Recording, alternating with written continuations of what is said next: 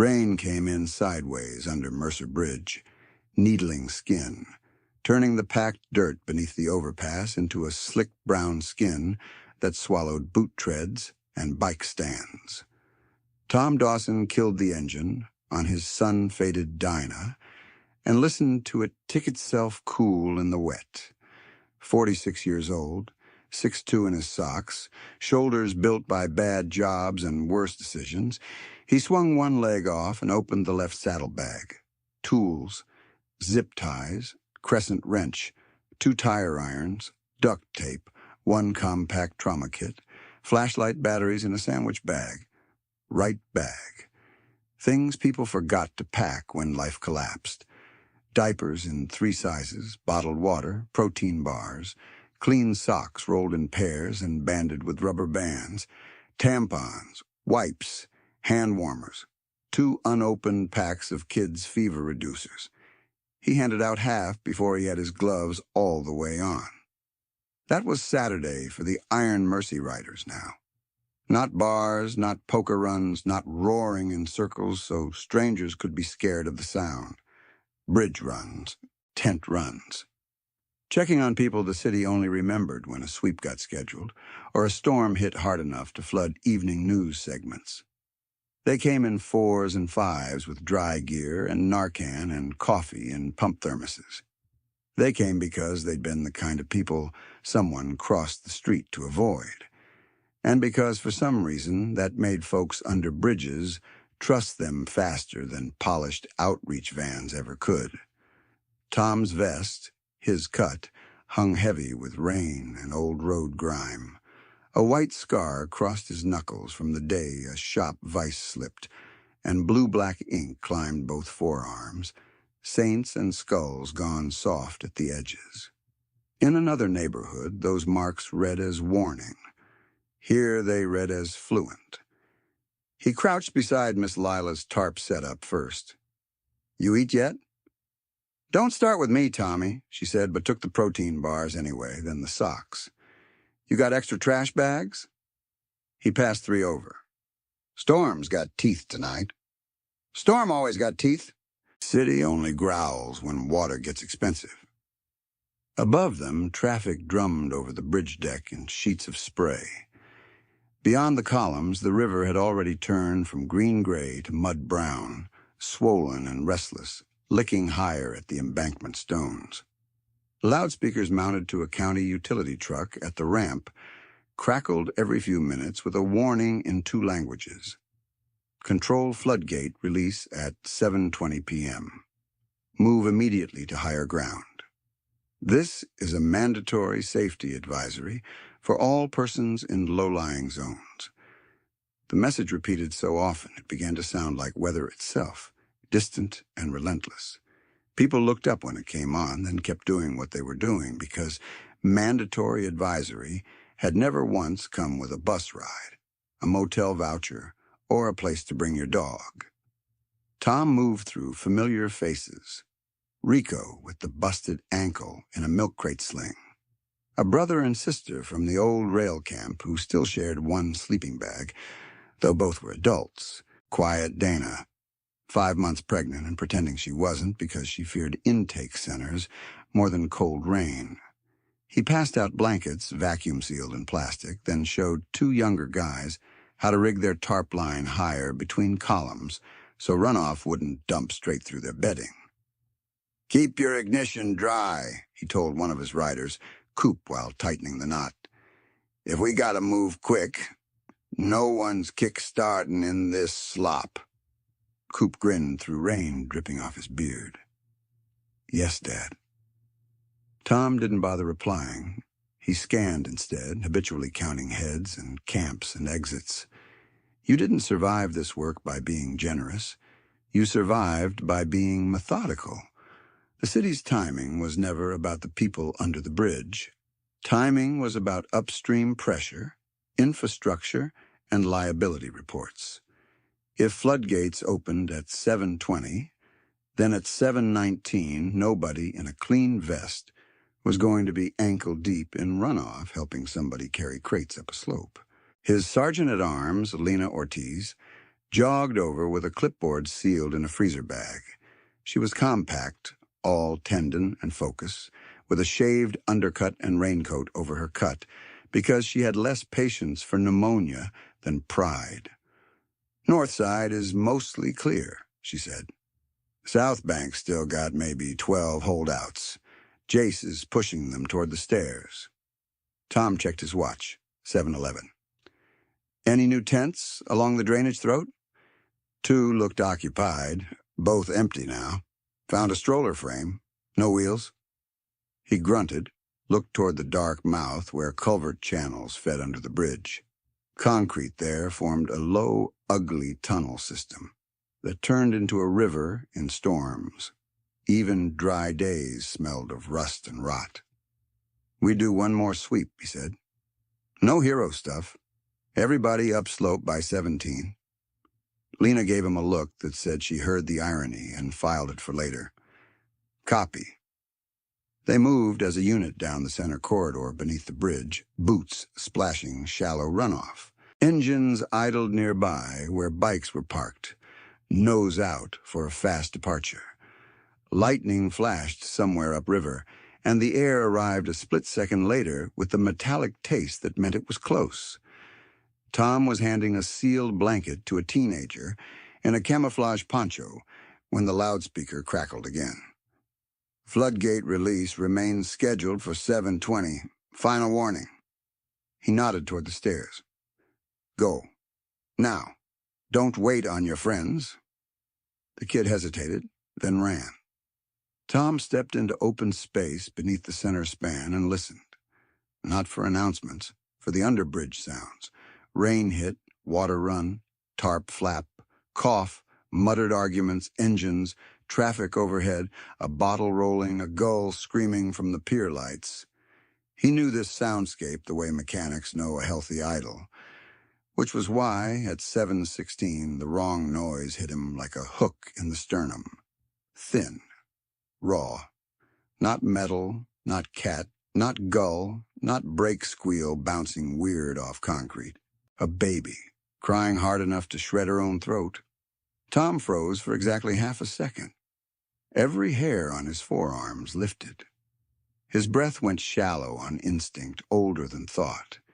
He knew that cry, knew the panic cadence in it, the choking little catches between wails.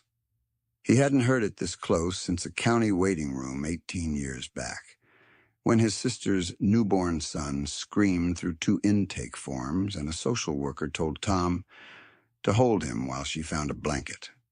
The sound came again, swallowed in thunder. "Lena," Tom barked. She was already turning. "You hear that?"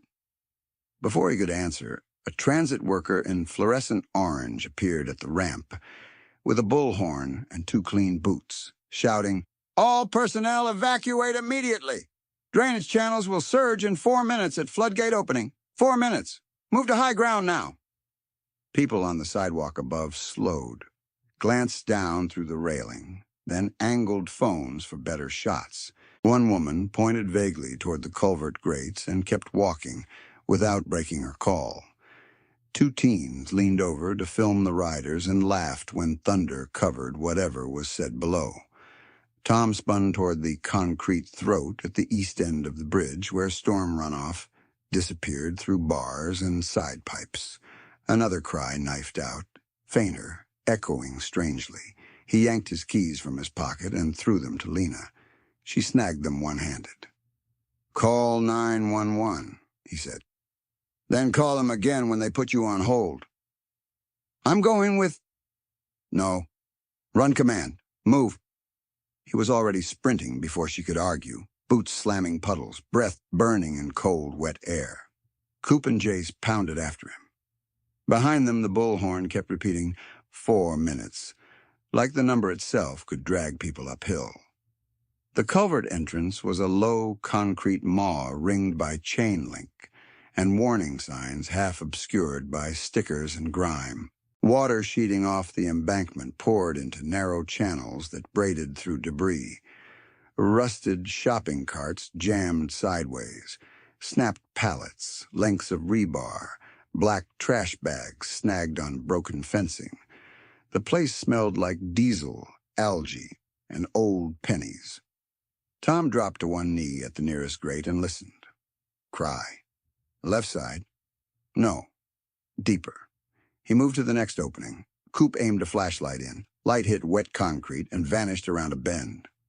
"You see anything?" Tom shouted. "Nothing but trash." Jace slid down the slick slope to the lower channel and nearly went to his hip in runoff. "Current's picking up." Tom looked back. Lena had taken position halfway up the embankment. Phone to ear, one hand cupped over the other ear to hear dispatch. She mouthed something, angry, then yelled, "They're saying units are in queue due to weather-related volume." Of course they were.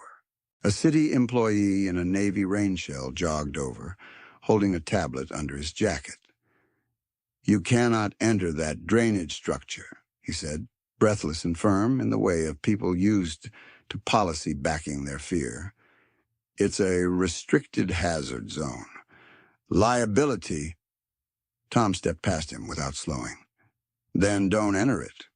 "I'm serious. If the gate's open, that flow can kill—" "Then help us find where the cry's coming from." The man stared, then looked away toward the ramp, where official trucks sat idling with hazard lights on. He did not move toward the water. Another cry, shorter now. Tom's stomach dropped, not weaker because safer, weaker because colder, wetter, spent. He pointed fast, voice clipped. "Coop, upstream side with the big light. Sweep every junction and scream if you see cloth. Jace, stay on the embankment and flag responders the second you see red and blue. Lena, keep 911 hot and get fire rescue to this exact culvert ID." Lena nodded and started relaying coordinates, cursing when another call-wait tone chirped in her ear. "And me?" asked Big Ray, the fourth rider, who had just come skidding in from the stair-side carrying a coil of utility rope from his bike. Tom took the rope and tied one end around his own waist with hands that remembered knots faster than fear. "Anchor me. Around that column base. If I signal, you haul." Rain intensified, hammering the concrete so hard that for a few seconds all sound flattened into white noise. Then lightning flashed through the bridge gaps, bleaching everything bone white. In that instant, Tom saw details he'd missed. A fresh scrape on the sidewall, muddy handprints at shoulder height, and near a narrow lateral tunnel, a strip of pink fabric tied in a frantic knot to exposed rebar. Not random trash. A marker. Somebody had put that there on purpose, and recently. The story in his head shifted hard. This wasn't somebody ditching a child in the storm.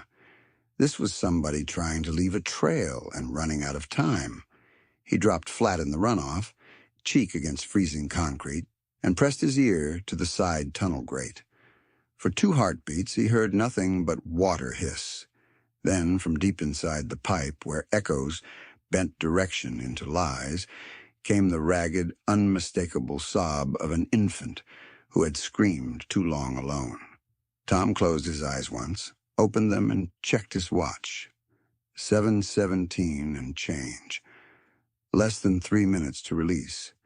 His rebuilt right shoulder throbbed as if remembering the surgeon's warning from 5 years ago. One more high-force tear, and you might lose function for good. He flexed the arm anyway, testing range. Pain. Stable enough. Behind him, Lena shouted, "Dispatch says fire is 12 out. Maybe more." 12 minutes was a lifetime in warm air. Down here, it was a death sentence written politely. Tom got to his knees, water slapping against his shins harder now. He looked at his crew, rain-soaked, waiting, scared in the way people get when they know exactly how bad an idea is and show up anyway. "If I go in and tap twice on the line, you pull," he said. Big Ray swallowed. "Copy." "If I stop moving, you pull harder." Lena started to object, then didn't. She just stepped closer and grabbed the rope behind his knot to check it herself, cinching it tighter.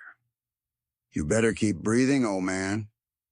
Tom gave her the ghost of a grin and turned back toward the tunnel mouth, where darkness pulsed with reflected water and that small, breaking cry. Above them, the bullhorn blared the final warning for 7:20, and the river answered with a low, rising roar. Tom moved before anyone else did. He splashed to the side tunnel and jammed both hands through the bars, feeling blindly for whatever was tied on the other side. His fingers found the pink strip again, soaked and tight as wire where it had been knotted around rebar. Not ribbon, not trash bag. Cotton jersey, torn with a hard pull, still warm enough not to feel like it had lived out here all day. "Ray," he said without turning. "Bolt cutters." "Don't got cutters. Got irons." "Then pry." Big Ray dropped beside him, shoved a tire iron into the rusted grate seam, and leaned his full weight. The metal groaned but held. Jace came down off the embankment to help and planted one boot against the concrete wall for leverage. Up at the ramp, the transit worker's bullhorn cracked with static and urgency. "Floodgate release in 1 minute. This area must be vacated now." Nobody under the bridge listened. Tom pressed his ear to the bars again. The cry came in 2 short bursts, then a wet cough, then silence long enough to make his chest seize. "Hey!" he shouted into the tunnel, voice flattening off concrete. "Hey, baby, keep going, keep screaming. Owen, come on." A thin wail answered from somewhere deeper in the pipe. Lena had both hands on her phone now, speaker on, rain beating the screen.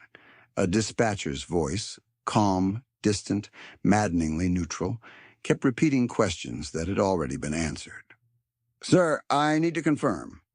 You are reporting an infant trapped in a storm culvert at Mercer East Underpass. Nearest marker," Lena barked. "I gave you the marker 3 times. Griddy 14, side channel off the main throat. Send fire rescue now." "Units are responding as available. Please do not enter flood infrastructure."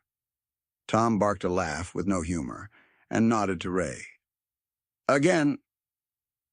They heaved together. Rust gave a little this time. One anchor bolt snapped with a sound like a gunshot. Coop was 50 feet upstream, boots braced, sweeping a high-lumen flashlight over every dark opening and yelling updates over the rain. "Main channels climbing, maybe 6 inches in 30 seconds. Debris moving?" "Yeah, fast!" A city worker in the Navy shell stepped closer again, flinching as runoff soaked his cuffs. "You can't do this. If anyone dies in there, this becomes a criminal." Tom rounded on him, eyes bright and dead steady. "Then write me up after." The man opened his mouth, shut it, stepped back. Another rider from a sister club, Naya, small and broad-shouldered, in a red rain poncho, came tearing down from the stair side carrying a Halligan bar she'd pulled from a support truck. "Who needs persuasion?" she shouted. Tom pointed. Nia wedged the forked end into the torn seam, grunted once, and the lower right corner of the grate peeled away from the concrete. Jace and Ray grabbed and pulled. Metal shrieked. A second bolt popped. Water immediately shot through the gap in a hard stream. The opening was still ugly and narrow, maybe 20 inches high at best. Tom shoved his forearm through up to the elbow. Empty air and slick pipe. "How far to bend?" Lena asked. He angled the flashlight and looked. 5 feet. Then left. Could be 30 feet in there. Could be 10. He looked back at Ray. "Anchor line now."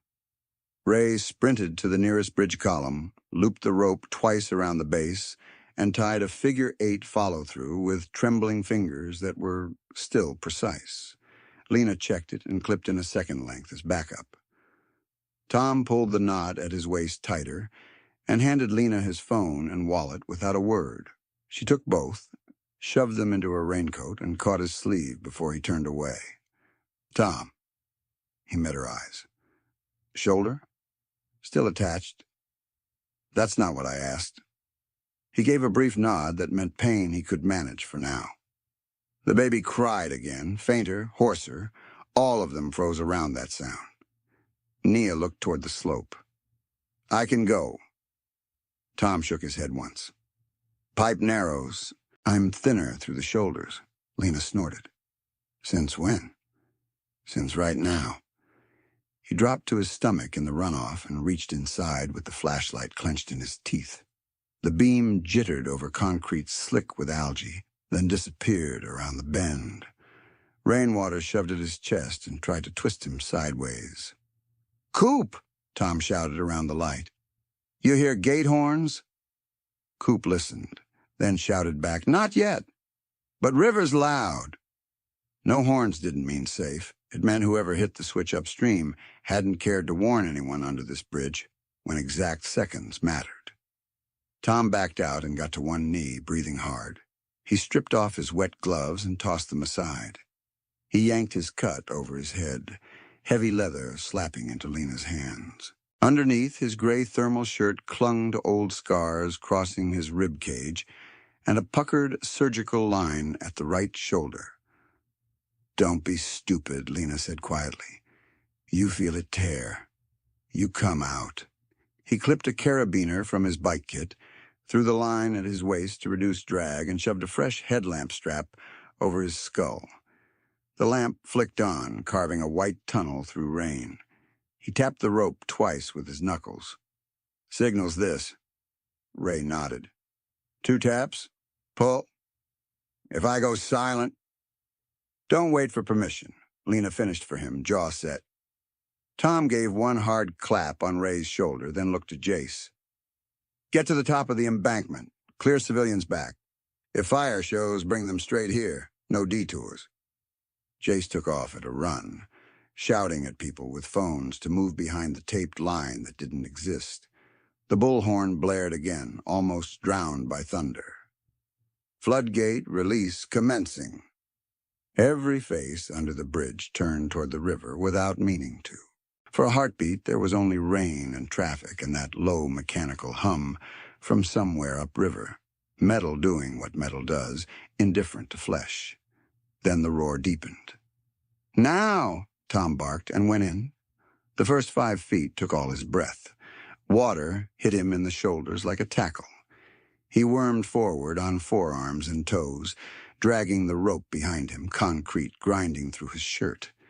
The pipes stank of rot and gasoline.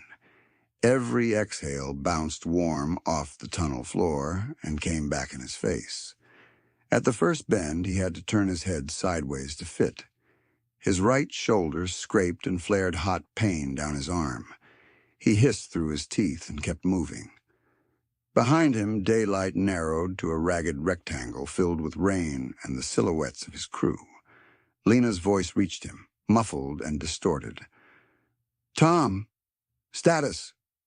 He couldn't spare the air to answer. He thumped the rope once, alive, moving. Ahead, darkness. Then the cry. Closer now, left? No, straight. Hard to tell with echoes doubling every sound. He pushed another 3 feet and hit obstruction. Branches, plastic sheeting, a snapped broom handle jammed crosswise. He clawed pieces free, one-handed, and shoved them behind him. Water shoved them right back into his ribs. He rammed his shoulder through and felt something in the joint pop and settle, with a white flash behind his eyes. Damn it, he gasped. He paused, cheek on cold concrete, and listened. Cry. Definitely ahead.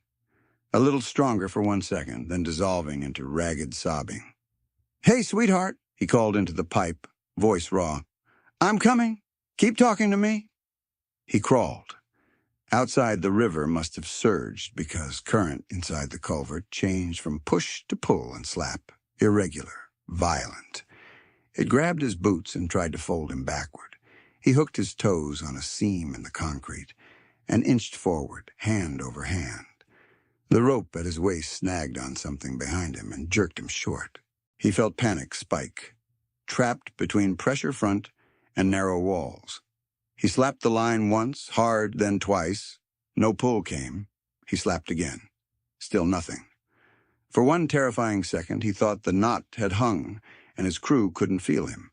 Then the line twitched violently and dragged backward. Not rescue. Wrong direction. Current had grabbed the loose coil outside and was yanking it like a live thing. Tom twisted, reached back, and found the snag. Rope looped around a protruding screw head in the pipe wall. He worked it free with numb fingers while water hammered his ear. "Move, move, move," he muttered to himself. He shoved onward until the tunnel dropped 3 inches into a lower section. Cold water flooded his chest. His headlamp beam hit a second grate deep inside. Older steel bars bent inward, likely from debris strikes years ago. Behind it, in a pocket where runoff eddied instead of raging, something pale moved.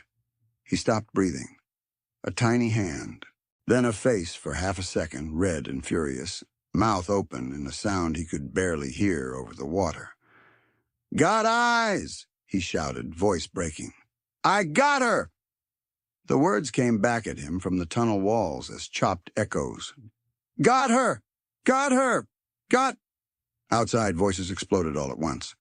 Ray yelling, Lena yelling for medgear. Someone on the embankment screaming that fire trucks had reached the wrong access road. Tom jammed himself forward until his forehead hit the inner grate. No way through at this angle. The bars were bent, but not enough for even his arm to pass fully. The baby was maybe 2 feet beyond, wedged higher in that side pocket, with debris forming a temporary dam around her. And underneath her, he squinted through spray, was clear plastic, a storage bin. Lid partly snapped on, holes punched through near the top in a crude row. Someone had made an air box. His chest tightened for a different reason. Not abandonment, engineering, panic engineering, but deliberate. He aimed his lamp around the bin and saw more clues. A hoodie wrapped around the infant, now soaked flat. 2 plastic grocery bags tied around the bin handles for flotation. Duct tape reinforcing one cracked corner. On the nearest bag, black marker bled in rainwater but still readable. Mila, a name. "Lena," he shouted back down the pipe. "Baby's in a bin behind secondary grate.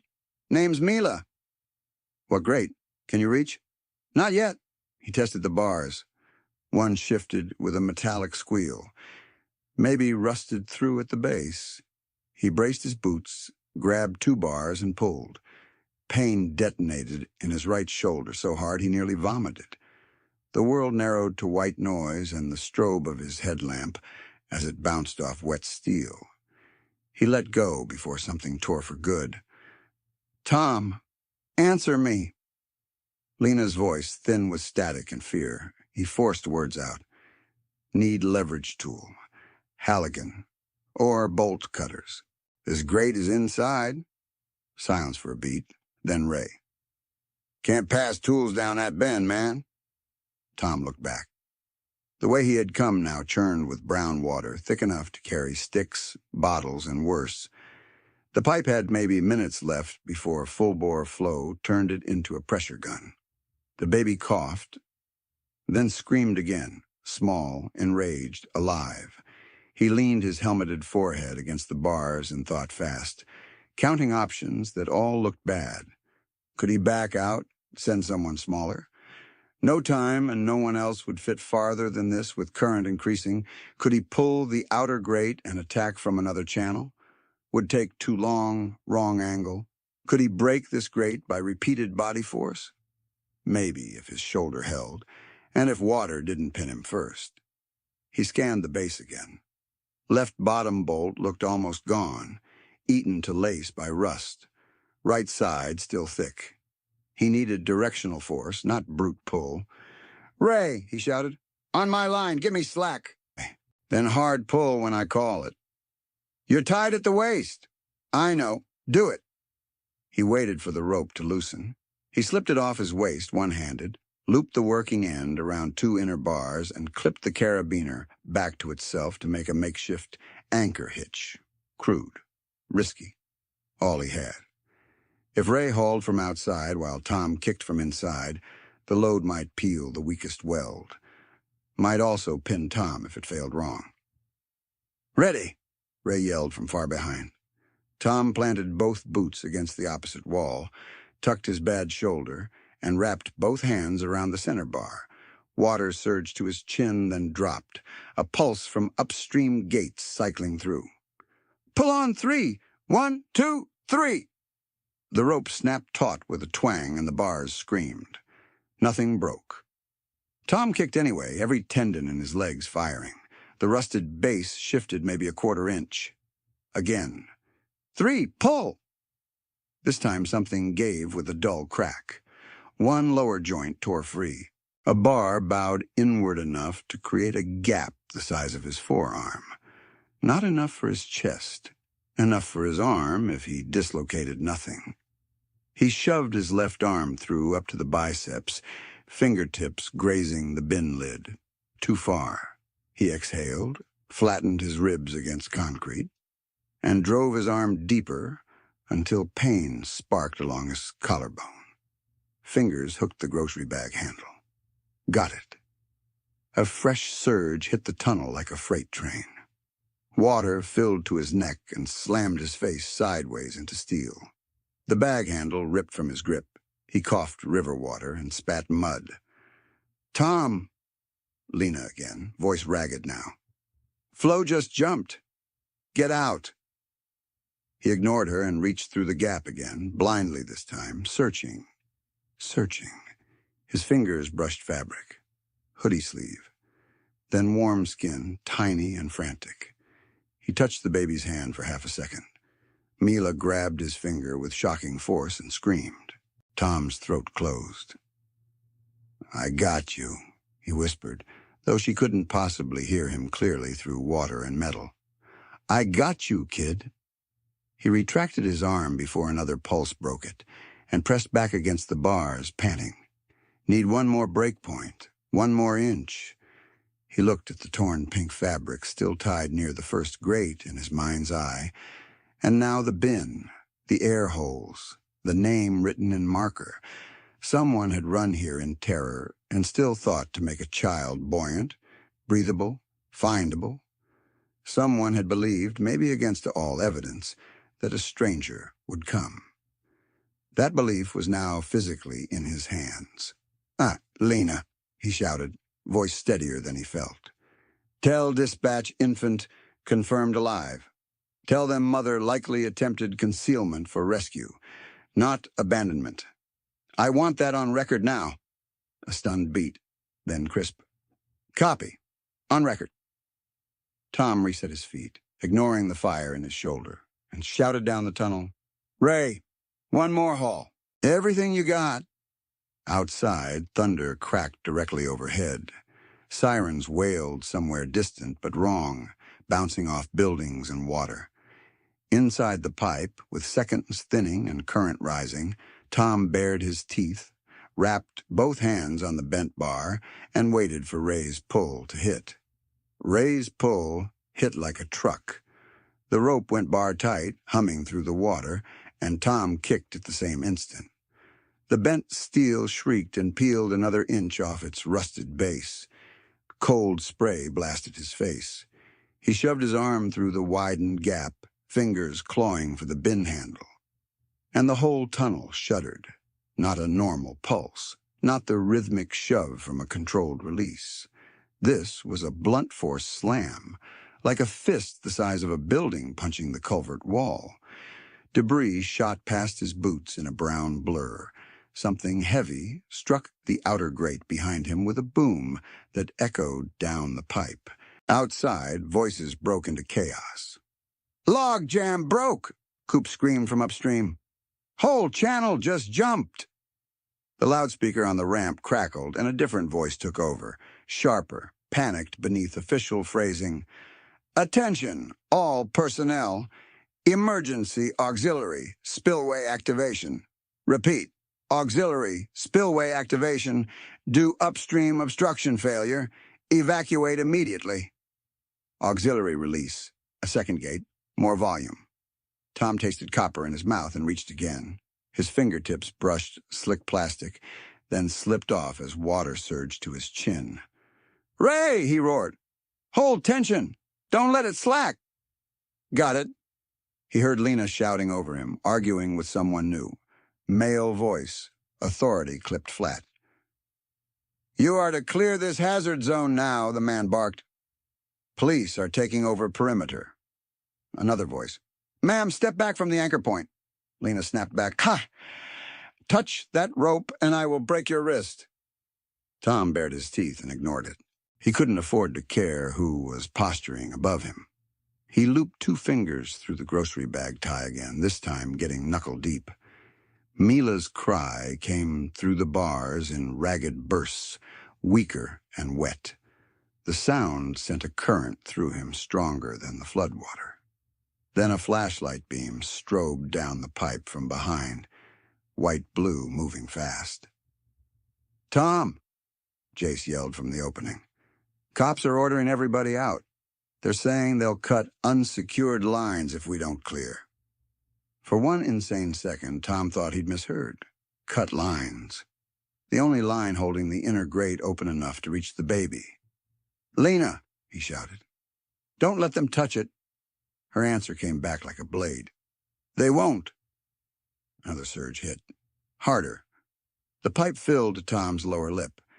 He flattened his face sideways against concrete to keep an air pocket and kept his hand hooked through the bars, refusing to lose that inch of progress he'd bought with his shoulder and skin. Outside, metal clanged. Boots splashed. Someone screamed when a loose shopping cart went tumbling down channel and smashed into a column. If the cops forced the team back, if they cut the anchor for scene safety, the inner grate would spring partially shut. The bin would stay pinned in that pocket until full-bore flow tore it loose, and a child with a name written in black marker would disappear into a storm tunnel nobody would enter for 40 minutes. That was the stake. Not abstract, not policy. A breathing person versus procedure. Tom shoved his arm deeper until his shoulder joints screamed bright and hot. He got hold of the bag tie with 2 fingers and his thumb. Almost.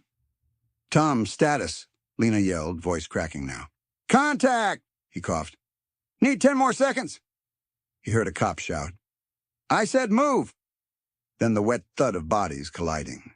Nia roared, "Put hands on her again and see what happens." Ray didn't let go of the rope. The tunnel roared louder, as if the bridge itself had started growling. Tom clamped his grip and prepared to drag the bin toward the gap, 1 brutal inch at a time. That was when the rope screamed against steel and failed. It didn't snap clean. It tore in stages, outer sheath shredding, fibers popping like rapid-fire clicks, then let go with a whip crack that ricocheted through the pipe. Tension vanished.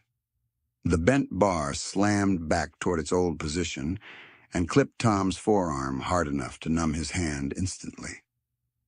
Outside, Ray shouted once, a guttural sound of pain. Tom was thrown sideways into the grate. His headlamp smashed against metal and flickered to a dim, stuttering cone. Brown water swallowed his face. He inhaled reflexively and got river. He coughed, choked, and lost his grip on the bag tie. For 3 seconds, he couldn't tell up from down in the narrow tube. The current grabbed his legs and tried to fold him backward under the crossflow. He jammed an elbow against the wall and fought for a pocket of air no bigger than a shoebox. "Tom! Tom!" Voices from outside, blurred and distant. He tried to answer and only hacked water. The improvised anchor was gone. The rope tail had snapped back out of reach, whipping down channel. The inner grate, relieved of tension, had partially rebounded. The gap that had been almost enough was now barely hand-width again. And his right shoulder, already hanging by stubbornness and old screws, gave a sickening slip when he pushed off the wall. Not a full tear. Worse in some ways. A soft, wet pop and immediate weakness like the joint no longer trusted him. He froze, forehead against steel, panning through mud. Mila cried once behind the bars, a short torn sound, then a cough, then nothing. Silence in a storm is its own violence. Tom slammed the grate with his fist. No, no, no, come on, kid. Nothing answered. Outside, Lena's voice turned from command to raw panic. Pull him! Pull him now! I can't. He's not online, Ray yelled back, words warped by the tunnel. Tom felt for the rope at his waist by instinct and found empty water. Of course. He had unclipped it to rig the bars, he had made the right engineering call and the wrong survival call, and now he was untethered in a flooding pipe, with one arm going useless and a baby gone silent 2 feet away. He had to choose in the next breath. Keep forcing the grate, one-armed in rising flow, and maybe drown in a place, or retreat and risk she was already slipping past the point where warming could bring her back. For the first time since he heard the cry, doubt hit him clean. Not fear of dying, fear of failing with proof in hand. He backed 3 inches, got slammed forward by a surge, then twisted sideways and kicked hard, scraping himself down the pipe toward the outer light. Debris punched his ribs. His headlamp died completely. Hands grabbed his boots at the opening, Jace and Naya, and dragged him out like dead weight into rain and yelling and flashing red-blue lights, now finally painting the underside of Mercer Bridge. Tom hit open air on all fours and vomited river water onto the runoff slick concrete.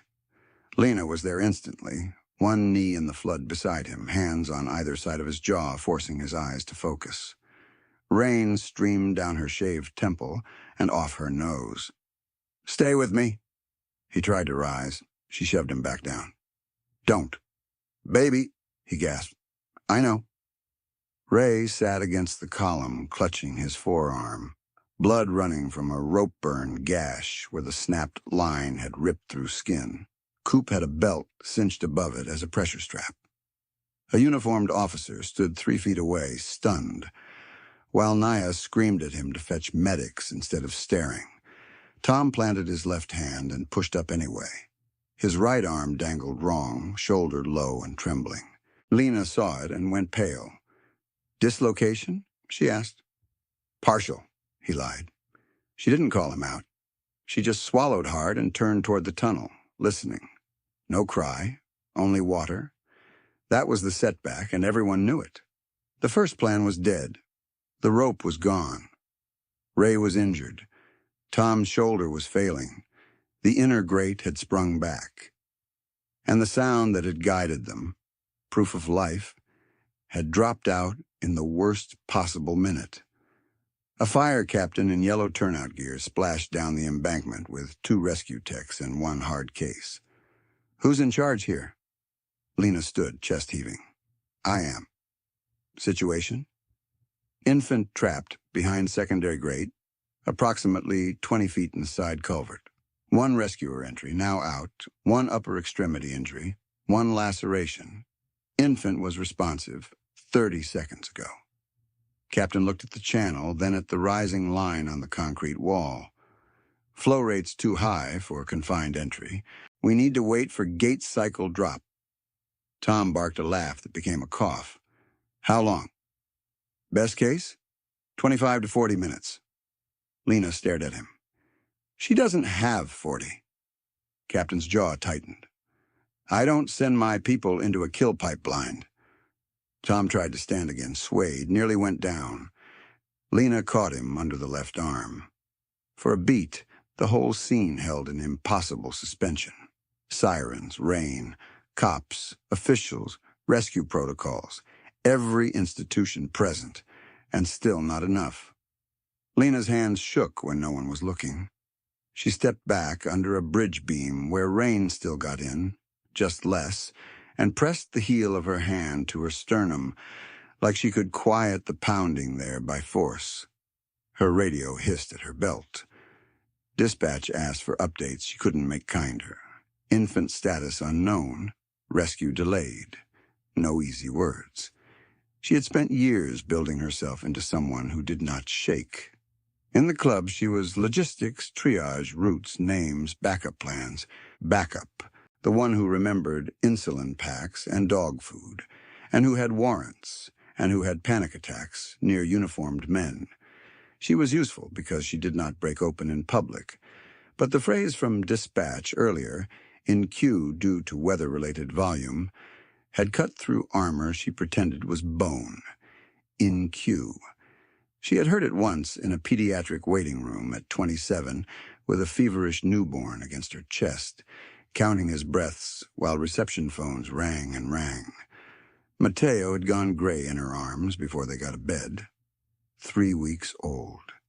She could still feel how light he was when a nurse finally took him. Light like a bundle of towels, not like a person who should have had decades. People told her after that to stop replaying the timeline, to stop saying if I had driven sooner, if I had yelled louder, if I had ignored the forms. But your body keeps score in strange ways. Every delay became an alarm. Every "please hold" became a threat. Now Tom was 20 feet from repeating history, with a different child, and she had sent him in because waiting felt like murder dressed as policy. Her throat burned. Naya came up beside her, bleeding knuckles, breathing hard. "You good?"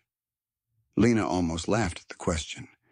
Instead, she said low, "I can't do this twice."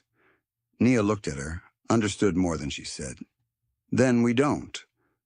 Lena wiped rain, or tears she refused to check, from her face and went back to the mouth of the side tunnel. She knelt in runoff and leaned close to the torn opening. "Hey, Mila," she called, voice rough but gentle.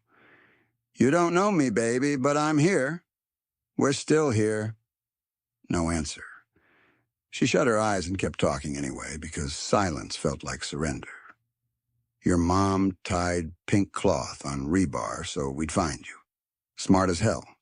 She punched air holes and wrote your name. She did her part. We're doing ours." Behind her, medics wanted to immobilize Tom's arm. He kept refusing. Fire Command wanted everyone back 10 feet for scene control. Police wanted names for statements. The city worker kept saying liability exposure into a phone like an incantation. Lena opened her eyes and looked over her shoulder at Tom. He stood hunched, soaked, lips blue at the edges, one arm dead at his side, still trying to map angles with his eyes like a mechanic staring at an engine that had already exploded once. Stubborn, wrecked, alive. She loved him. She had never said it cleanly out loud, not in any way that could be quoted. They had years of almost and interrupted conversations, and one night in a motel parking lot, after a winter run where she'd rested her forehead against his and then stepped back before dawn, because attachment felt like handing fate a loaded gun. Now fate was here anyway, wearing rain. She walked to him and took his cold face between both hands. "You listen to me," she said quietly. "If you go back in, you come back out. You hear me?" His eyes searched hers, reading what she wasn't usually brave enough to show. "I hear you," he said. She pressed her forehead to his for 1 second. No witnesses mattered. And then she stepped away before she lost whatever composure she had left. The crisis came as another radio call and a rumble underfoot. A utility supervisor in a hard hat splashed down from the ramp, waving a tablet. "North retention walls overtopping. We're pushing emergency discharge in 90 seconds to protect the substation." Fire captain swore. "How much increase?" "Could double for 1 cycle. Maybe more." Every rescuer on scene looked toward the culvert at once. Double flow would do one of 2 things: blow the debris pocket apart and sweep the bin farther in, or pin it hard enough that no hand could free it afterward.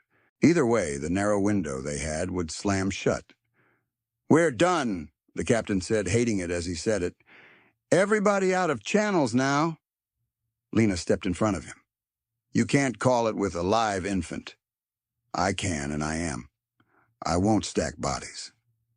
Tom moved before anyone agreed. He grabbed the hard case at the captain's feet, flipped it open, and took a compact hydraulic spreader head and hand pump. Old-school mini-jaws used for tight extrications. Captain lunged. Hey, that equipment is not for... Tom was already at the tunnel mouth. Then bill me. Two officers started toward him. Naya and Jace intercepted without touching, just enough shoulder and posture to make a moving wall. Coop shouted from upstream, "Debris wave coming." Lena was beside Tom instantly, shoving a new line around his waist with hands that no longer shook.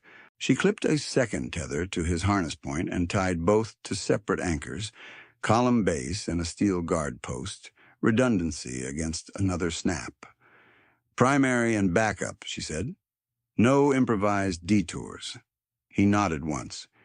She shoved a short pry bar through his belt loop and jammed the hand pump into his left hand. You won't have two good arms. Use your legs for brace. Copy. Fire Captain grabbed Lena's elbow. If he goes in now, he dies. Lena met his eyes.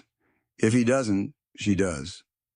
A deep horn sounded upriver, long, mechanical, final. 90 seconds had become less. Tom dropped to his stomach, face set, and started into the pipe again, dragging the spreader head by its hose behind him. Water already surged stronger, licking at the top of the opening. The tunnel swallowed his boots, then his hips, then his shoulders. At the bend, he looked back once. Not at the cops, not at the captain. At Lena. She held both lines wrapped around gloved fists, heels dug into flooded concrete, rain and tears indistinguishable, jaw locked so hard a muscle jumped. Bring her home, she said. Tom disappeared into the dark. 3 seconds later, from somewhere deep inside the culvert, came a new sound over the roar, metal screaming as something massive shifted upstream and started rushing toward them. The scream of twisting metal became a thunderclap inside the culvert. Lena felt it through the rope before she heard Tom. The primary line jerked once, hard enough to burn through her wet gloves, then went slack, then taut again in a pulsing rhythm that matched neither water nor panic. It was movement, intentional. Pressure on backup, she shouted. Coop dropped beside her, wrapped both hands around the second line, and leaned backward until his boots slid. Naya planted behind him as a human brace, shoulder into his spine.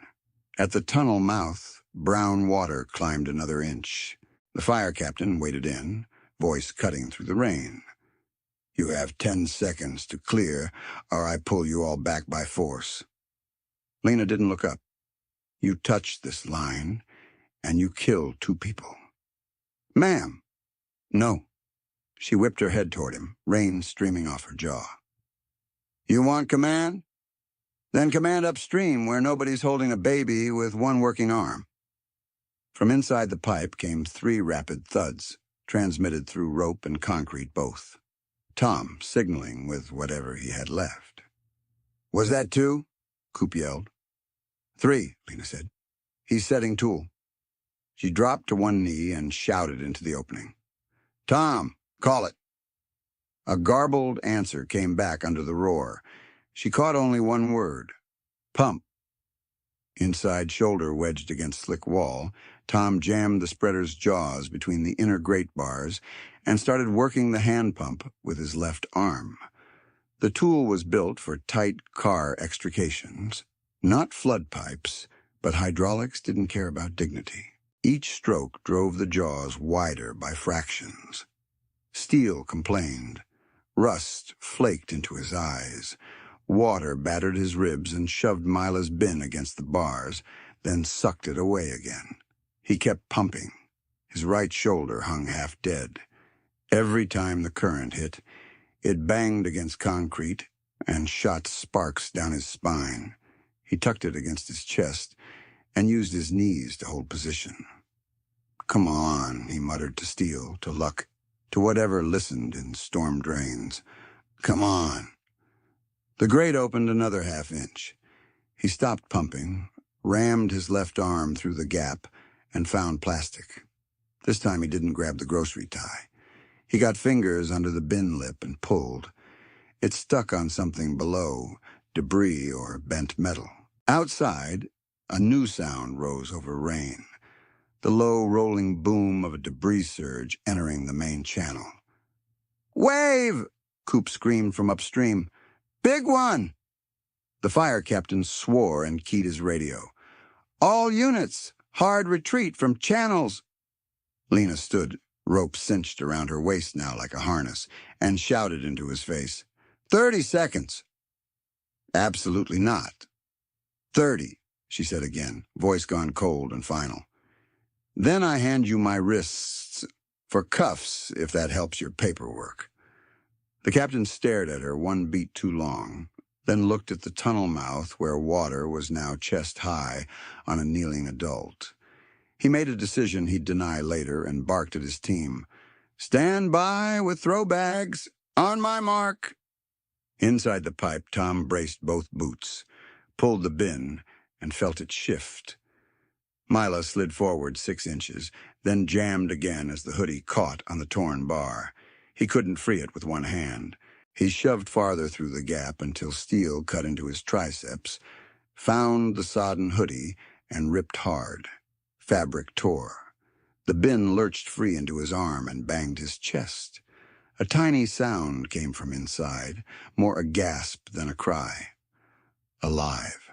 Tom tucked the bin under his sternum, turned his head toward the outer opening, and shouted, "Pull!" Lena and Coop threw themselves backward. The backup line bit and drew Tom 1 foot before current slammed him sideways. "Again!" Lena yelled. They hauled in rhythm, hands over hands, boots skidding in runoff. The line moved in jerks. Twice it stopped dead as debris hit from inside. Naya grabbed the line behind them and added her weight, teeth bared. The first surge wave arrived like a wall. A tree limb and black trash mass shot past the opening, clipped the torn outer grate, and bent it inward another few inches. "Move!" the captain roared. Tom appeared in the mouth of the tunnel for half a second.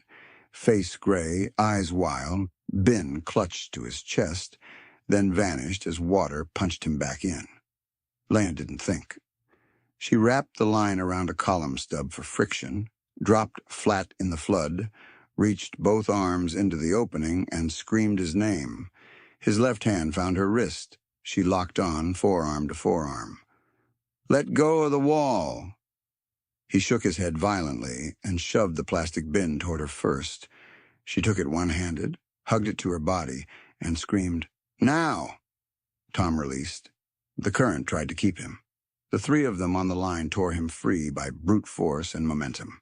He shot out of the culvert mouth like a cork, slammed into Lena, and both of them rolled clear as a second debris wave filled the opening full bore. Brown water thundered through where his head had been a heartbeat earlier. For a second, nobody moved. Then the world snapped back into noise. "Infant," Lena yelled, already on her knees, popping the cracked bin lid. Inside, Mila lay wrapped in soaked hoodie and grocery plastic. Skin waxy, lashes clumped with dirty water. No cry. Nia dropped beside her with the trauma kit. "Airway." Lena cleared the baby's mouth with 2 fingers, turned her, rubbed her back. "Come on, Mila. Come on, baby." Nothing. Tom crawled toward them, coughing water, reaching with his good arm. "Warm her. Skin contact. Now." Naya stripped off her own dry thermal layer from under the poncho. Lena wrapped Mila, tucked her against Lena's chest under raincoat and body heat, and kept rubbing, a tiny sputter, then a weak, furious wail that split the storm in 2. Everyone exhaled at once, cops, riders, firefighters, all of them. The fire captain slapped his radio. "Infant viable. Need pediatric transport at East Embankment now." "Ambulance is blocked at the ramp," a paramedic shouted back. "Crowd and utility trucks." Lena rose with Mila against her chest. "Clear a lane." She didn't wait for permission. She marched up the embankment through rain and mud, roaring at bystanders and city staff alike. "Phones down, move your damn trucks, child coming through." Naya and Coop flanked her, carving a path with shoulders and authority earned the wet way. At the top, one cruiser finally pulled sideways to block traffic and force open space. Paramedics met Lena at a run, took one look at Mila's color, and moved fast. Thermal wrap, pediatric mask blow-by, monitor leads no bigger than stickers. "Who's guardian?" one medic asked.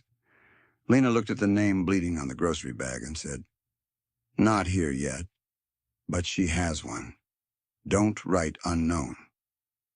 Behind her, firefighters got Tom onto a backboard he cursed at and tried to roll off. His right shoulder hung visibly lower now. Ray was loaded into a second rig, arm bandaged thick. Rain kept coming. The culvert kept roaring. The antagonist, the river, the clock, the institutional cowardice, hadn't yielded. It had been dragged inches at a time, teeth first, and it still wanted the last word. County General's emergency bay smelled like bleach and wet wool. Rainwater pooled under gurneys. Radio squawked nonstop. Intake screens flashed red with the weather overload. Lena stood in a borrowed scrub top, soaked jeans and boots, leaving mud prints no one had time to clean, while a social worker with a tablet asked for incident classification in a tone that implied there were only two boxes big enough: heroic rescue or negligent abandonment.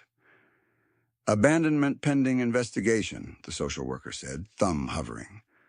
"No," Lena said. The woman looked up. "Excuse me." Lena set the plastic grocery bag on the counter. MILA, black marker bled but legible. Beside it, the torn strip of pink shirt in a specimen bag. "This child was placed in a ventilated bin, elevated in an eddy pocket, marked for discovery, with name identified. That is emergency concealment under duress, not abandonment. Put that in your note." A uniformed sergeant nearby crossed his arms. "Ma'am, you're not law enforcement." "Neither are you in a pediatric chart." The sergeant bristled. "Watch your tone." Lena stepped closer, voice lower, steadier. "Watch your assumptions. You write abandoned, and every next decision tilts away from reunification before her mother can speak a sentence." Detective Shaw, plainclothes, rain jacket, tired eyes, entered mid-argument carrying a clear evidence sack with the cracked bin lid and duct tape. "What's this?" "Reality," Lena said. "And time-sensitive. Mom likely injured." Shaw examined the lid holes, the reinforced corners, the marker name. Could still be staged. Lena laughed once, sharp. "You think someone's staging this for sympathy, tied a pink trail marker on rebar inside a flood pipe, and disappeared before cameras?" Shaw didn't answer. Naya came in from the hall with a transit worker and his tablet. "Got something. Bridgecam caught a woman at 6:58 carrying a bin and wearing torn pink shirt. She's bleeding from forehead. Male pursuing. She ducks under bridge. He doesn't follow." Shaw's attention snapped to her. "Can we get facial?" "Not clean, but timestamp, body build, clothing match." Lena pointed at the bag. "Run hospitals and intake wards for female assault admission around that time. Head trauma, pink top torn. Start with St. Bridget and East Side Urgent. They take walk-ins, no ID." The sergeant scoffed. "That's not how triage databases."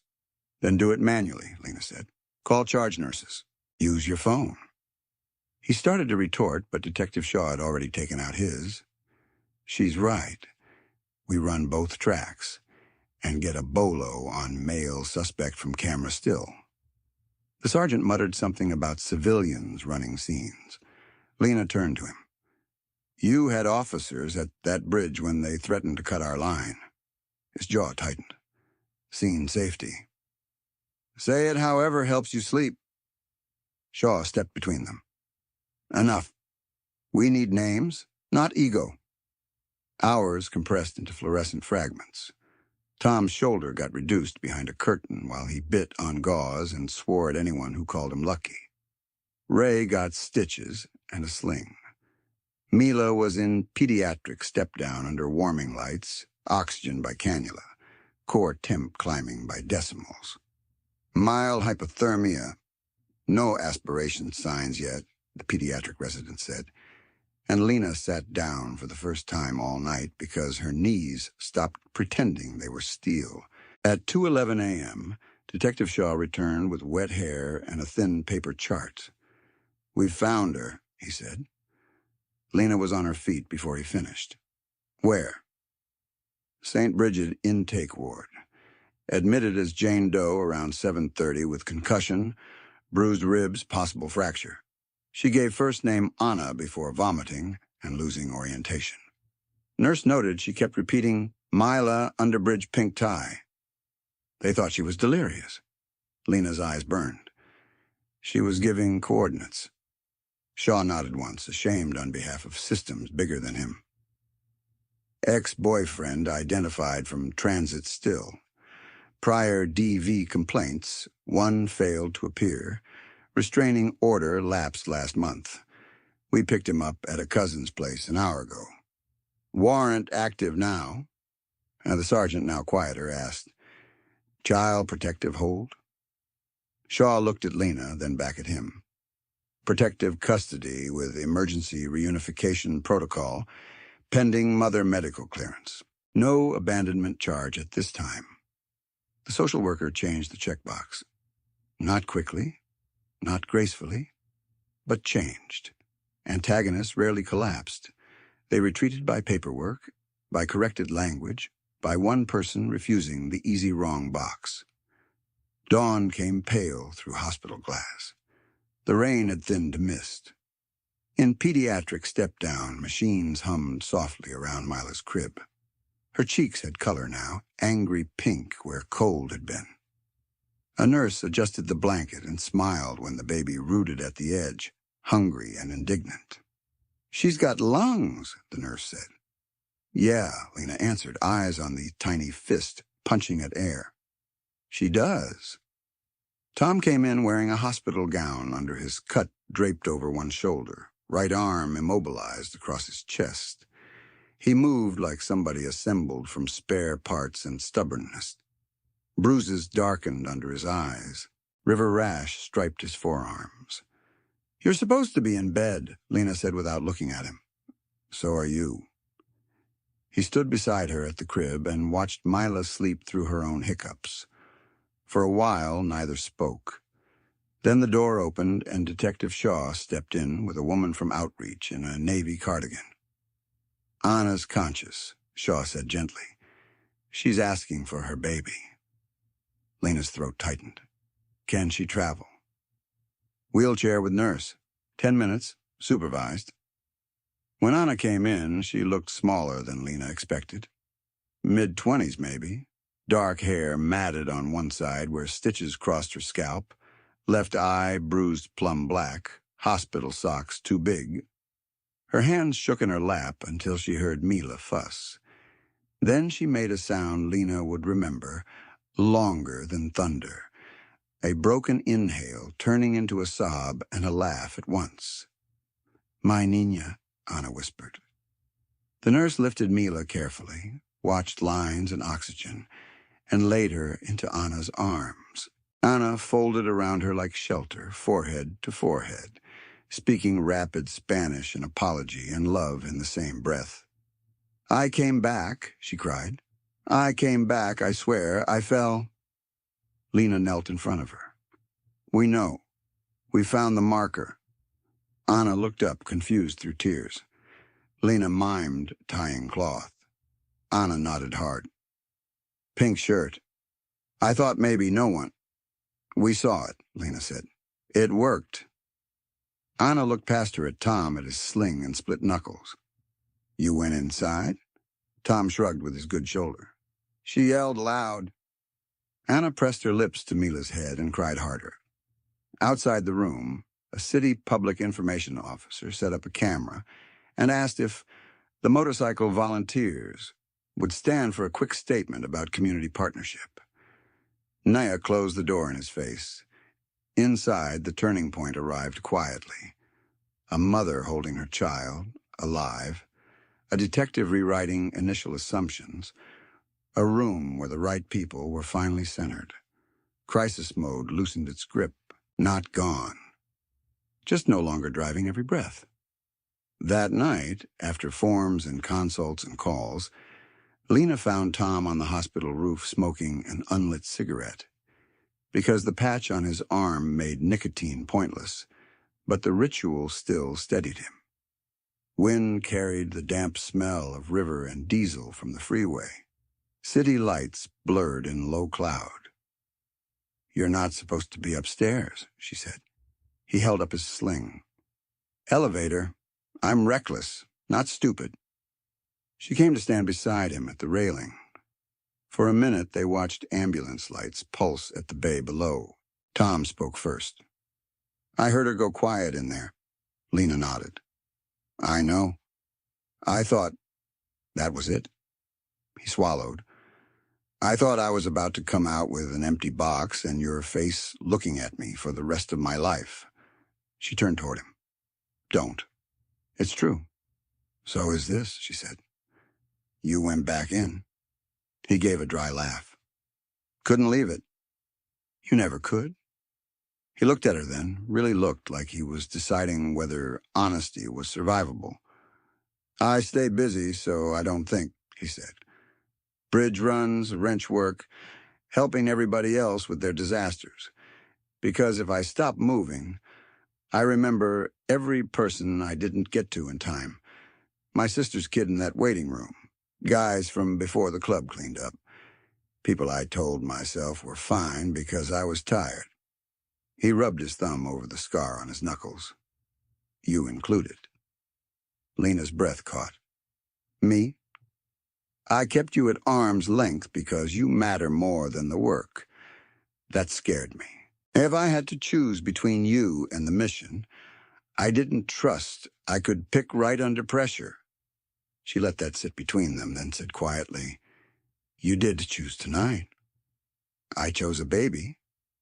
You chose to come back." He stared out over the city, jaw jumping. "I almost didn't." "Tom?" She stepped closer, close enough that his sleeve brushed her hand. "I need to say something before I lose my nerve." He waited. "When Mateo died, everybody gave me language like bandages. Not your fault, nothing you could have done.